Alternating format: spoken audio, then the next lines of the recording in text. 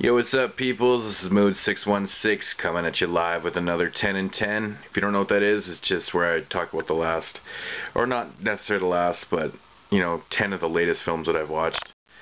And yeah, we'll get this going here. First up, we got Wes Craven's Deadly Friends, part of the Twisted Terror collection. This film was actually pretty decent. It's got like a really 80s kind of teen feel to it, starring Kirsty Swanson.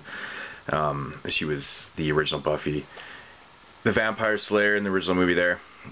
She's very young. I think she's about 16 in this movie. It's about this guy, he's very smart. He's got this robot and he gets blown up by this old lady. But and Kirsty Swanson plays the guy's neighbor, and she ends up getting killed by her father. And he decides to bring her back to life with this chip that was in his robot. And then it just kind of spawns from there into some interesting events and stuff. It's got that classic basketball throw to the head, the exploding head. I can't think of the lady's name right now. What is her name? I don't know. I can't remember. The lady from the Goonies, whatever her name is. But no, I didn't mind this movie. I thought it was okay for a later Wes Craven film in the 80s. Second up, another one from the Twisted Terror collection, Somebody's Watching Me. This is directed by John Carpenter. It was a TV movie directed around the same time as the Halloween film. Simple plot. It's just, this lady moves into this apartment and she's being watched and by somebody across the way. He's sending her gifts and notes and stuff, and it's kind of like one of those voyeur suspense thriller films, and it's not bad. It's not overly the best work Carpenter's done, but otherwise, if you're a big fan of John Carpenter, I definitely recommend watching this film. It's actually not too bad for a TV film. Next up, we got the infamous Django, starring Franco Nero. The spaghetti western that really started it all and spawned like numerous sequels, unofficial sequels and whatnot. And it's a simple plot story. It's Franco Nero's traveling across wherever the country, I guess, and he's got this he's dragging this coffin with this machine gun in there and stuff, and it's just a simple plot story, and it's got some awesome violence, really cool scenes in this movie. It's got the infamous ear scene where the guy cuts off the guy's ear and stuff. But it's just a really fun movie. Just a get back kind of vengeance kind of film, and just highly recommend. This looks great on Blue Underground's release. Would really actually like to pick this one up on Blu-ray someday. Next up, another Blue Underground release with Vigilante. This was directed by William Lustig. Just fantastic film. Really gory kills. Simple plot, it's very much like Death Wish, the simple, mine work or mill worker, or he works in a plant or whatever. His wife is assaulted and his son is killed, and so basically, and his friends have this kind of force thing going on where they kind of take the law into their own hands, hence the Vigilante, and he ends up going to jail over this court incident, whatnot, gets out, and then the violence ensues, and there's some really awesome scenes. I'm a really big fan of William Lustig, and I think I'm going to do a director video on him later on, but this is a fantastic film. I could never recommend this one enough. Looks awesome on Blue Underground, and I think there's another one I need to get on Blu-ray, because this is just a fucking amazing movie. Next up, Jeepers Creepers. Watch this for the first time in such a long time, starring Justin Long.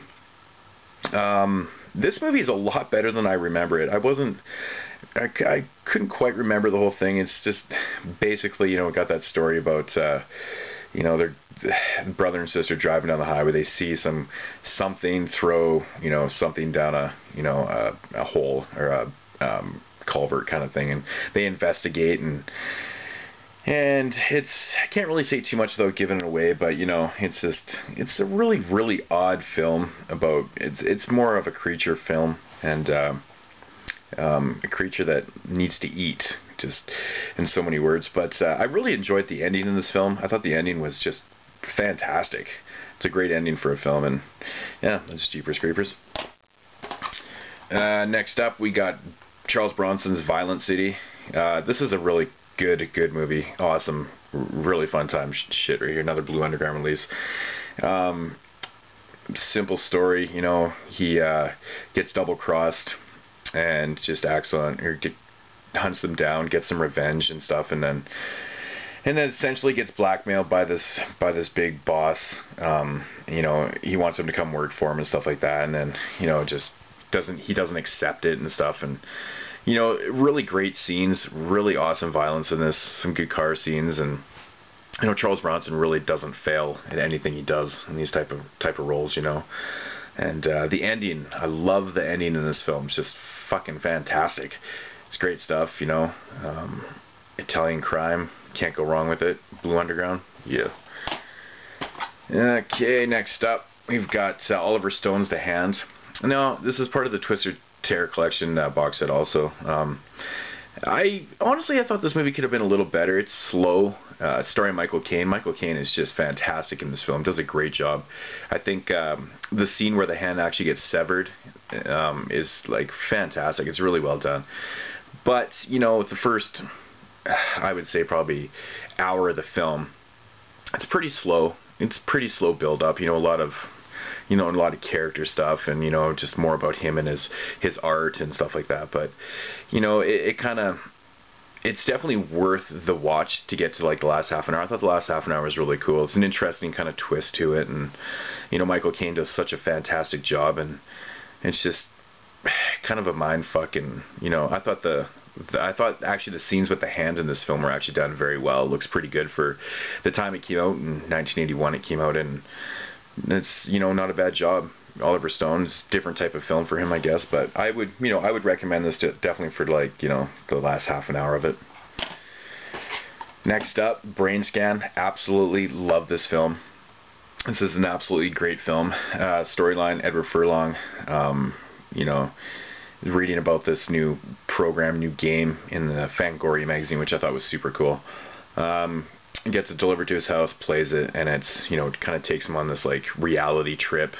Murders start happening, and then, you know, he kind of has to figure out what the hell's going on, because he believes he's not, you know, responsible, and, you know, shit like that. But this is a really cool movie. I highly recommend this film. I thought it was super cool. I'm really surprised that there was never a sequel to this movie or something. Maybe there is, I don't know, but I don't know. This film, highly recommend it. Awesome stuff, really cool effects, and just, yeah, it's a really fun movie.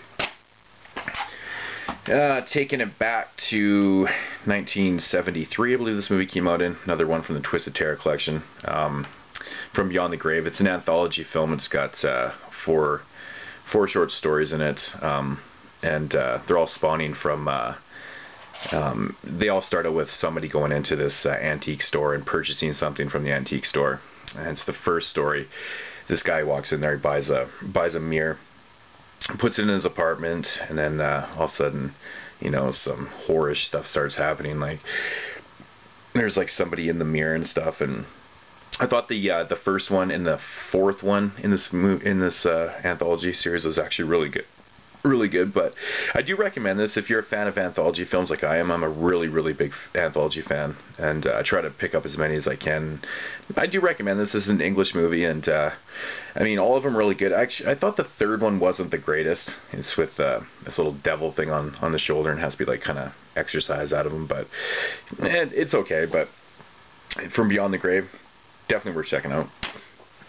And last up, we got Maniac Cop 2. It's more of basically Maniac Cop 1, you know.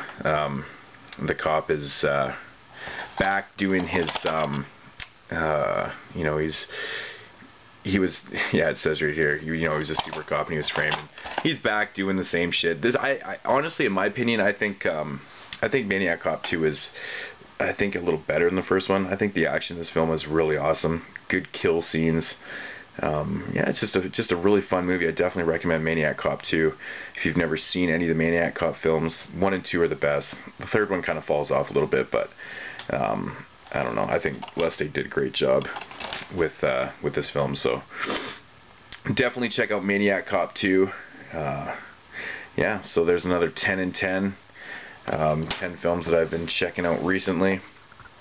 And yeah, this is Mood616 signing off. Thanks for subscribing and watching, and thanks for all the love. Peace.